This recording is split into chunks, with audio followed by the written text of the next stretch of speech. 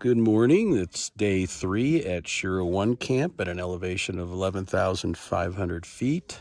Sun just rose from behind Kilimanjaro there. I'm inside of my tent having some tea, some hot tea, getting ready for breakfast.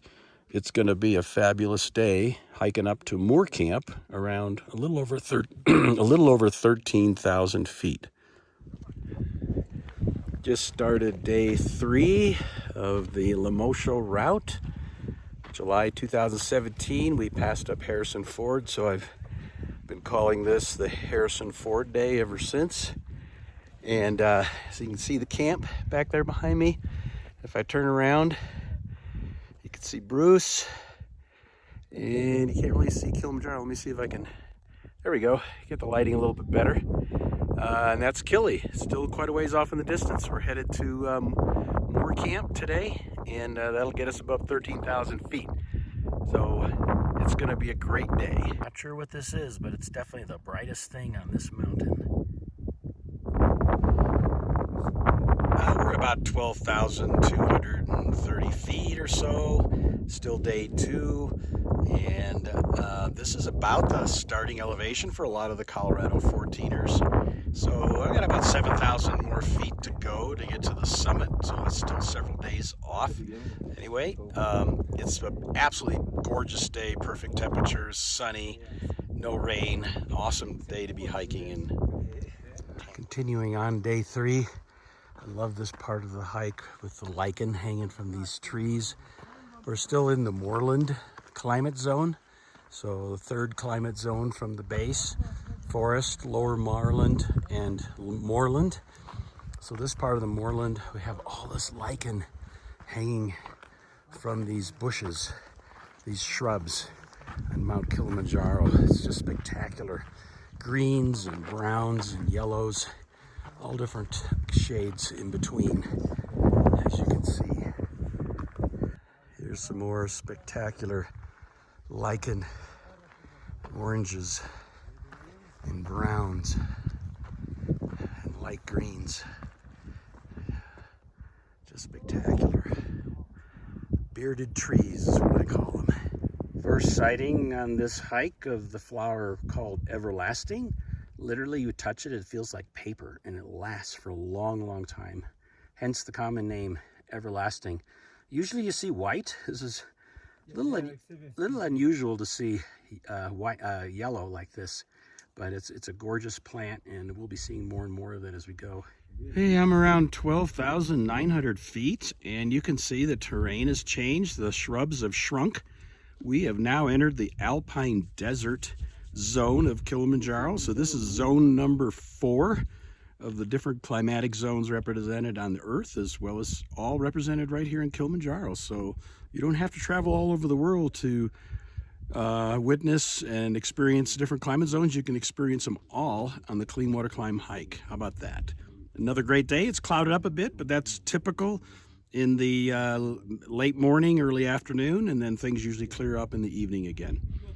This is another species of Everlasting. There's actually 7 species on the mountain, but the last one we saw was the only one that's unique, the golden one. But you can see this one, it's almost spent for the season, but they're beautiful and really add some brightness to the hike. Day 3 continues. I think you can see the layers of rock here. So these are individual flows of volcanic rock that have occurred over the millennia on Mount Kilimanjaro, this dormant volcano. But also, as I get a little bit closer, here's the first sighting of giant lobelia. Giant lobelia is endemic and native only to Mount Kilimanjaro. It's a spectacular plant, as you could see. Now when it gets really cold, it'll close up its leaves at night and then open them back up in the morning. Right next to it is one that has bloomed and died. So like the century plant in Mexico and southwest United States, once they reach maturity and bloom, they have a spectacular bloom.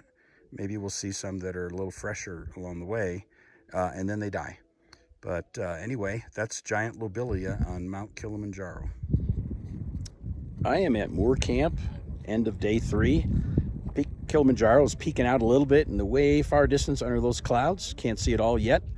But I have my donor list here that I pray for every day. There's 139 family units that have given.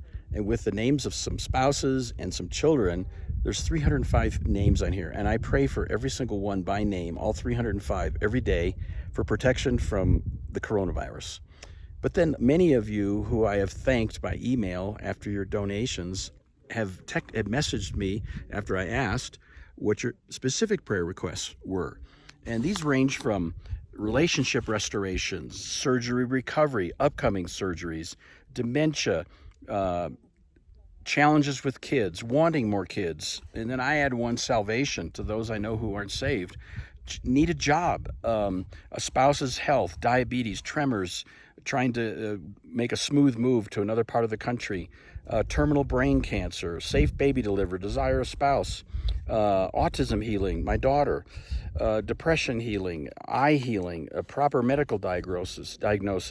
There are some that want to have that want to get pregnant and have a full term, that have had miscarriages. I've been praying for those. Ministry challenges, business wisdom, retirement decisions, and cancer healing. I mean, there's a myriad of prayer requests that I add as I'm going through and naming each of these 305 people. I know what their specific prayer request is if they've given it to me, and I add that as I pray through that list. I want to add one more thing important. You don't have to be a donor for me to pray for you. I want to pray for anybody who asks me to pray for them. So please text me, email me, Facebook message me if you have a prayer request. I may not see it on the stream of Facebook messages, Facebook posts that people put out there. I've got almost 4,000 friends on Facebook. I don't see all their concerns and prayer requests. But if you specifically would like me to pray for you, even though I don't have any signal, when I get back to Springlands in a hotel in Moshi, I will pray for you. Just send me that message.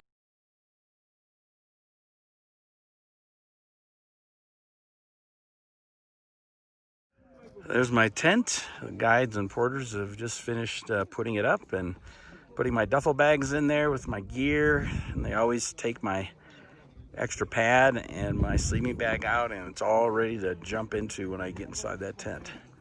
It's sunset at Moor Camp.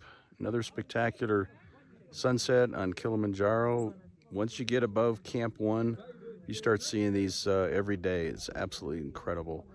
It's very cold. You can see I'm bundled up, and we're getting ready to have dinner. It's about 6 p.m. at 13,650 feet.